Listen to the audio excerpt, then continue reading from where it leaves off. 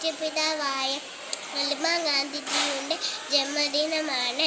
1869 October 2 ഗുജറാത്തിലെ പോർബന്ദറിൽ ജനിച്ചു.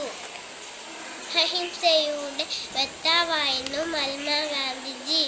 നല്ല ജീവിതത്തിലൂടെ ലോകത്തിന് മാതൃകയായി.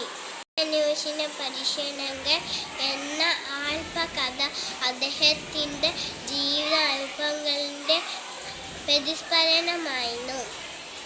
അഹിംസയുടെ സത്യസന്ധതയുടെ ബ്രിട്ടീഷുകാരിൽ നിന്ന് ഇന്ത്യയെ മോചിപ്പിച്ചു. 1948 ജനുവരി 30 രണ്ട് മതപാതകളുടെ കൈകളാൽ വെടിയേറ്റ് മരിച്ചു. എൻ്റെ ജീവിതമാണ് എൻ്റെ സന്ദേശം ഇന്ന് പറഞ്ഞ മഹാത്മാഗാന്ധിക്ക് നമുക്ക് സ്വീകരിച്ച് നമുക്ക് ഏവർക്കും ഗാന്ധി ജയന്തി കൊണ്ട് ആശംസകൾ നേർന്നുകൊണ്ട് നിർത്തുന്നു. നന്ദി, നമസ്കാരം. ജയ് ഹിന്ദ്, ജയ് ഭാരത്.